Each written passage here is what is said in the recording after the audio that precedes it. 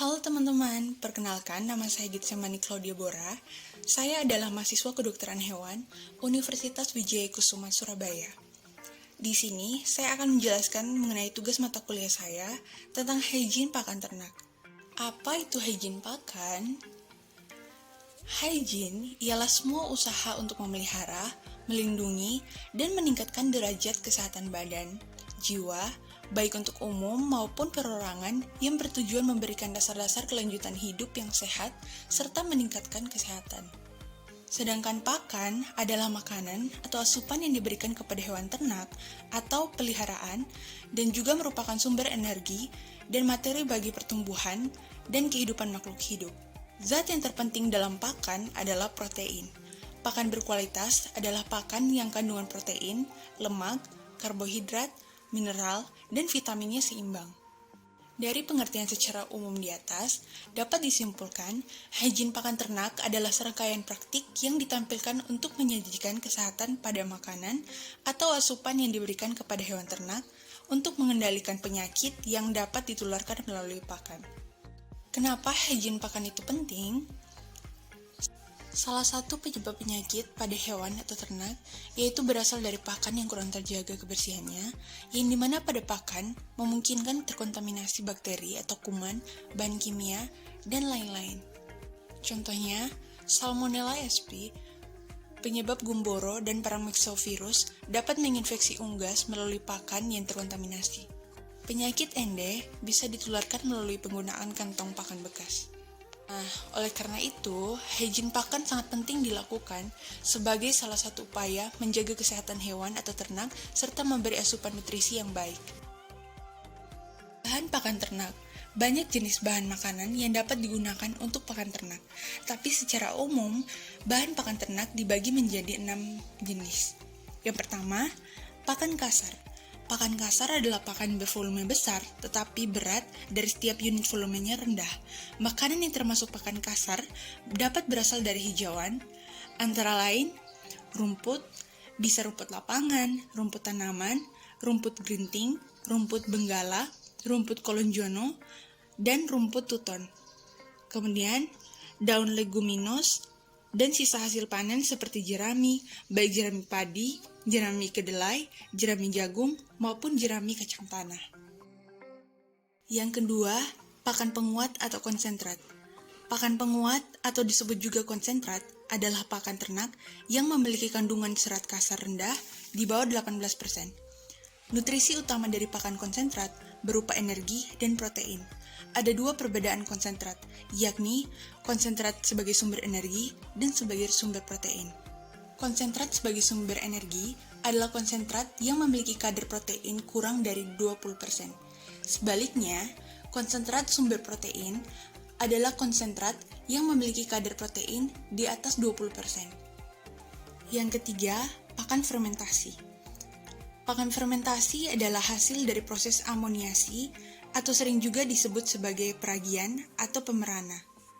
Tujuan pembuatan pakan fermentasi adalah untuk memaksimalkan pengawetan kandungan gizi pada pakan hijauan ataupun bahan pakan lainnya agar dapat disimpan dalam waktu yang lama dan tanpa mengurangi jumlah nutrisinya. Yang keempat, mineral. Mineral atau zat-zat garam yang sangat dibutuhkan untuk hewan ternak perah. Zat anorganik seperti kalsium, kalium, zat besi, fosfat, natrium, magnesium, dan yang lainnya adalah macam-macam zat yang dibutuhkan oleh tubuh hewan ternak. 5. Vitamin.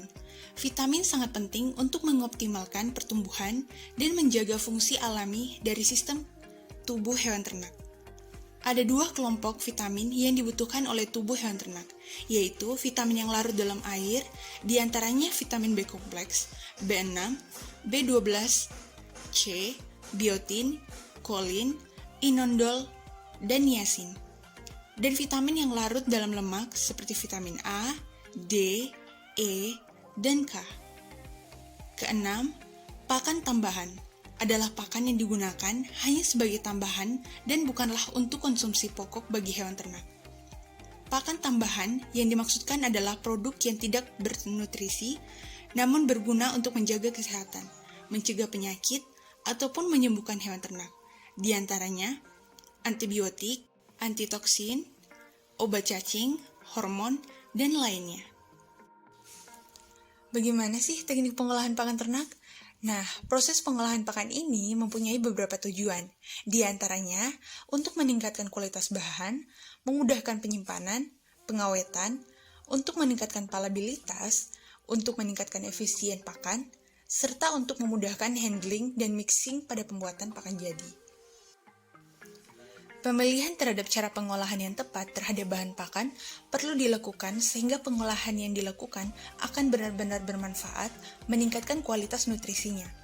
Secara umum, pengolahan pakan dapat dilakukan melalui 5 macam cara. Yang pertama, pengolahan mekanik. Pengolahan mekanik merupakan suatu upaya untuk mengubah sifat pakan melalui proses mekanik. Pengolahan mekanik dibagi menjadi 4. Yang pertama, dehuling. Dehuling adalah proses pengolahan untuk melepaskan atau memecahkan kulit luar biji-bijian, kacang-kacangan, atau buah-buahan. Bahan pakan yang telah mengalami proses dehuling akan terpisah antara kulit dengan bijinya.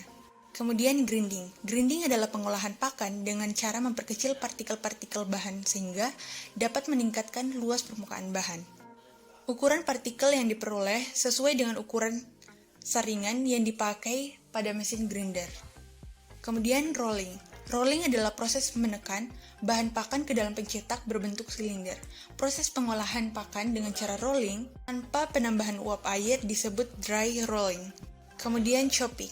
Chopping adalah proses pengolahan bahan pakan atau biasanya hijauan untuk ternak ruminansia dengan cara pencacahan atau pemotongan dengan panjang antara 2-5 cm. Cara yang kedua yaitu pengolahan fisik. Pengolahan fisik merupakan upaya mengubah sifat pakan melalui proses atau perlakuan perubahan temperatur sehingga pakan pada akhir proses akan mengalami penurunan kandungan air. Dan cara yang ketiga, pengolahan kimia.